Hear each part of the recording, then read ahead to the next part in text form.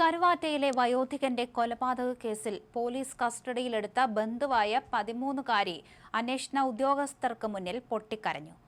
മാതാപിതാക്കളുടെ സ്നേഹം അറിഞ്ഞിട്ടില്ലെന്ന് പോലീസിനോട് മുഖ്യ ആസൂത്രകയായ പെൺകുട്ടി പറഞ്ഞു. ചോദ്യം ചെയ്യലിലുടനീളം ഒരു ഭാവഭേദവും ഇല്ലാതിരുന്ന പെൺകുട്ടി വീട്ടിലെ സാഹചര്യത്തെക്കുറിച്ച് ചോദിച്ചപ്പോഴാണ് പൊട്ടിക്കരഞ്ഞത്. കൗമാരക്കാരുടെ കുടുംബാന്തരീക്ഷവും സാമൂഹിക സാഹചര്യങ്ങളും ക്രൂരകൃത്യത്തിൽ സ്വാധീനിച്ചിട്ടുണ്ടെന്ന് പോലീസ് പറഞ്ഞു. കുട്ടിയുടെ മാതാപിതാക്കൾ നിയമപരമായി വേർപിരിഞ്ഞവരാണ്.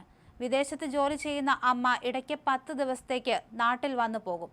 നാട്ടിൽ ബന്ധുക്കളുടെ കൂടെയാണ് 13കാരി താമസിച്ചിരുന്നത്. കൊലപാതകത്തിന്റെ ഭാഗമായ മറ്റുള്ള കൗമാരക്കാരിലും കുടുംബാന്തരീക്ഷത്തിൽ പ്രശ്നങ്ങളുണ്ടെന്ന് പോലീസ് പറയുന്നു. എന്തായാലും കരുവാറ്റയിൽ വയോധികനെ കൊലപ്പെടുത്താൻ ബന്ധുവായ പെൺകുട്ടിയും സുഹൃത്തുക്കളും ആഴ്ചകളോളം ആസൂത്രണം നടത്തിയിരുന്നതായി പോലീസ് പറയുന്നു.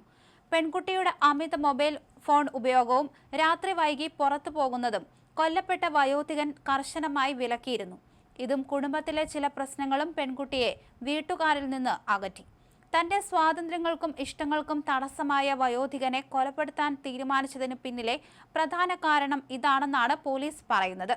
കരുവാറ്റയിൽ വയോധികൻ കൊല്ലപ്പെട്ട കേസിൽ പിടിയിലായ കുറ്റാരോപിതർ കൊലപാതക ശേഷം ഞായറാഴ്ച പുലർച്ചെ 7 കിലോമീറ്ററോളം അകലെയുള്ള ഹരിപ്പാട് നഗരത്തിലെത്തി KSRTC സ്റ്റാൻഡിനടുത്തുള്ള തട്ടുകടയിൽ നിന്ന് ആഘോഷപൂർവ്വം ഭക്ഷണം കഴിക്കുകയായിരുന്നു.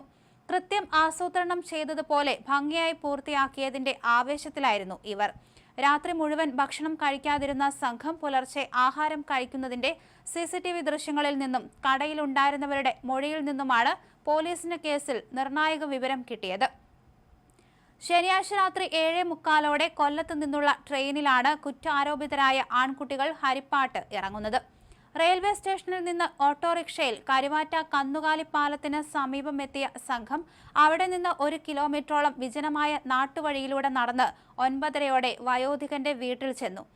കൃത്യത്തിന് ശേഷം ഇതേ വഴിയിലൂടെ തന്നെയാണ് ഇവർ ഹരിപ്പാട് തിരിച്ചെത്തിയത്.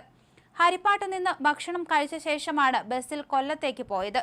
തിങ്കളാഴ്ച രാവിലെ വരെ തങ്ങൾ പിടിക്കപ്പെടില്ലെന്ന ഉറച്ച വിശ്വാസത്തിലായിരുന്നു കുറ്റാരോപിതരെല്ലാം. എന്നാൽ പെൺകുട്ടിയുടെ മൊബൈൽ ഫോൺ പോലീസ് പിടിച്ചെടുത്തതോടെ ഇവർ കടുത്ത ആശങ്കയിലായെന്ന് പോലീസ് പറഞ്ഞു. തുടർന്ന് ഇവർ പരസ്പരം ഫോൺ വിളിച്ചും നേരിട്ടും ബന്ധപ്പെട്ടിരുന്നു. ഇതിനിടെ തിങ്കളാഴ്ച രാത്രിയോടെ ഹരിപ്പാട്ട് നിന്നുള്ള പോലീസ് കുറ്റാരോപിതരുടെ വീടുകളിലെത്തി എല്ലാവരെയും കസ്റ്റഡിയിലെടുക്കുകയായിരുന്നു. എങ്ങനെ കൊലപ്പെടുത്തണമെന്ന് സാമൂഹിക മാധ്യമങ്ങളിലൂടെ കുറ്റാരോപിതരും പെൺകുട്ടിയും നിരന്തരം ചർച്ച ചെയ്തിരുന്നു.